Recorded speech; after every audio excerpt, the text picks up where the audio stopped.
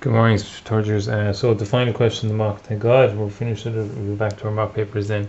After this is the ellipses and parabolas. And lovely question, the mocks, because there was no mention of a tangent. We're given focal points and a point P, which most people ignored, unfortunately, in the exam. With a nice simple parabola where you're given 66 by 100 as the height, and you had to find this curve on the bottom, which you didn't know the radius of. As I said, I'm very surprised that they gave you this line here. They gave you this measure up 28. Yeah, that normally that would be an actual normal, alright, which is probably a good tangent to be drawn there. So it's quite a simple question, I thought. So looking at our question here now, as I zone in, I have three things is all I know. Those 2 points there are focal points where you put the nail on our board at school, and we put our biro in between the string, and we keep the string taut. What does taut mean? Pulled. Alright, and there is the piece of string. So what we're taught in the piece of string is, when we do this, is that, and again if you allow me to do it, the distance from A to P plus P to C, in other words, is equal to the major axis. So when we're at school and you see me going around with this piece of string here at any one time, so that's it in its first position, at any one time, but specifically when you see the piece of string going from here and looping back, remember it loops back, alright, that's equal to the major axis. In other words, remember there's a gap here, that distance is equal to that distance there. Remember it doubles back over here. So hopefully I'm making sense with that here. That's what I'm trying to say here. So when I add these two distances together, now you can add them together, but my preferred method is actually to you can add them, you can just measure them, do what I just did there, whatever that distance works out to be there. Add 42 and 90, so that's 42 plus 90 is equal to 132 divided by 2 equals 66, isn't it? No, yeah, 66 millimeters. That would be the length of my major axis. I prefer doing it physically, which means rotate that point onto the horizontal. So there's my point there. A is now here, and what I tend to do then is I tend to bisect the angle between A and C. That's all I'm doing here. I've already worked out that it's going to be 66 anyway, which is the same thing. Sorry, I dropped my pencil. Back in action again. There's my bisector drawn there. Now I've worked out that distance there is my 66 millimeters. Better say when I go to draw that, that's going to give me my major axis there. Alright, there's my major. Now again, if you remember how we do this in the exam, half the major struck from the focal point will give us our minor axis. Again, half the major struck from your focal points will give you your minor axis there. So now I have the major and the minor axis there. Extremely common mistake is where people assume that the focal points is the major or minor axis. That is not the case there. So now I've figured out my major and minor circles. My curve has to go through P. As you know, you're going to go through it at 60-30 degrees there. 60 and 30 degrees one way. Divide it up to 12 parts. It doesn't always have to be even, but it's even. You can make it whatever you want in theory. So anything that's in the bottom goes up. Anything on the top from the major circle comes down, and all lines come out from the minor, come out from the minor, come out from the minor, out and out and out and out and out there. Now again, I always like to start off with what points do I have? I have these points here on the outside, the 2 points in the major and the 2 points in the minor. I don't know whether they're named on the exam, or they weren't named in the exam, so I'm just going to continue to join them all the way up here. As you can see, I'm only going to be joining this freehand. Crucially, it's supposed to go through P. And I just realized I shouldn't have done this heavy, because there's a parabola supposed to go through it. Too late now, not. I'll put in the parabola in a while on top of it and try and keep it as clear as I can. Okay, so there's my ellipse drawn there.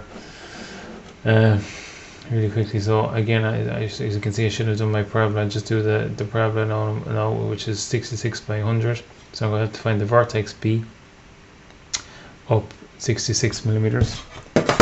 66 millimeters. Funny that came up earlier on. Right here.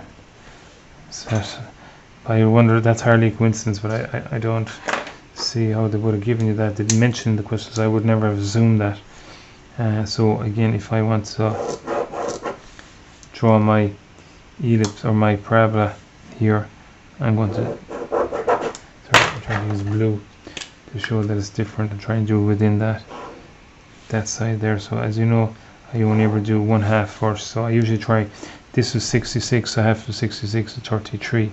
5 into that goes nothing great, so I'm going to have to fucking 5 into 50, sorry, that's not 33, that's 50, goes 10 millimeters, so that was great. I'll show you what I was doing in my head a second ago. What I was trying to say was 5 into 66 doesn't really go. Alright, I know it's, well, you could have got 1, you could have got like 15 by whatever, so if that were the case here, as you can see, I'm going to draw a line off at any angle I want, step 5 divisions. Doesn't matter what 5 divisions are, I'm just going to go 10s. I usually use my compass for this. Join the 5th one back to the end of the line, and all the rest of them, as you well know, go parallel. Now, probably the real thing, if you're in a hurry, I'd have just gone, as I said, 66 divided by 5 is close enough to 15. I probably would have gone every 15 millimeters. Now, this is the crucial thing. We tend to go badly wrong here, alright, where we have our vertices. Vertex is the line that bends around. Now, that's why all these lines, we usually get those like the ones that are, they're all parallel to the axis. But this guy over here, this guy goes at a diagonal. He goes out to the sides. Okay, that's where I'm going here, out to the sides. Like if you wanted me to number them, I could have gone 5, 4, 3, 2, 1. 4, 3, 2, 1. I'd always start with the corner and go down. So now I'm just going to match up, my first one with the first one. Sorry, I numbered that wrong. 3, 4. So 1 with 1, 2 with 2, 3 with 3, 4 with 4, and finally 5 with 5. And again, join them up. Unfortunately, we have too many people who, when they do this question, we have people that do that. Draw the grid, draw 1/2, draw the vertex B, divide the line there into 5, divide that line into 5, draw the vertical lines, and what do they do here? Instead of bringing them back at an angle, they bring them straight across, and they end up getting a grid, and they try to make a grid into some sort of a curve, which is not the case.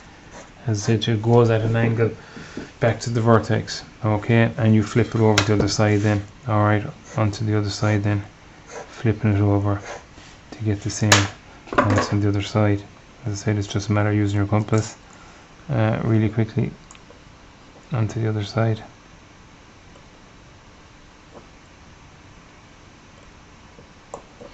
And I'm only using the points from the curve, and I had C already. So again, some people actually do it all over again. There's no need to. Alright, I know that's not there in the real thing. Now the last part of the question was something about an arc, D&E. So you'd come down here 28 millimeters, or come up, come down 34 and then 28. You need an angle there of 60 degrees. Now again, I'll just pause that video for 1 second. Sorry, I just took a break there for a second just to look at those measurements here, how you got F. Seems to be you measure down 34 and then draw a line off at 60 degrees.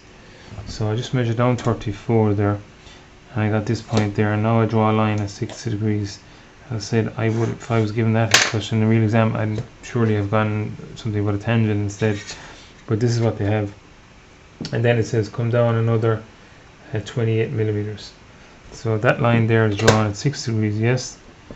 And then I come down 28. And I call this point something about D or E. What's it called again? It's called F. So that's point F there, and obviously it's the same on the other side. Now you have E already there. Now you know that this line here is your bisector. Alright, so in order to get the center point, I have 2 points on the circle. Alright, so that's a point in the circle there. So I'm actually going to bisect that line. Wherever that bisector hits the middle line, that's going to be my answer. So I'm swinging an arc from E and F. I'm just moving it and I'm going off the page here, and I'll have to move my camera as well to show you. So my bisector's down quite a bit.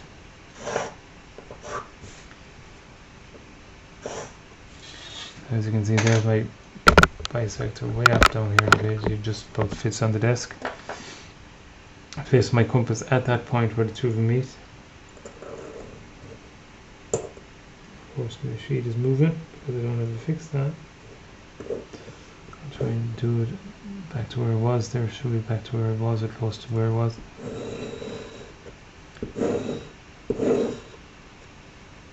No. You might be able to do a bit better than I did, with that. Alright. But that is definitely how you get it. Alright, I didn't do the point to the other side because again it's the same thing. So from that point there, it'll be like 60 degrees. Or even if you just wanted to draw it straight across. Should be the same thing, 60 degrees straight across. Up to you guys, whatever you did. Now again, some people would have done that bisector here twice. Would have bisected that line there. There's no need to, because if you think about it, you're already bisecting DF. Okay. So not a bad question overall. I know there's a circle in the middle. I'm not going to bother with that. It's too easy. Alright. Best luck with that. Thank you.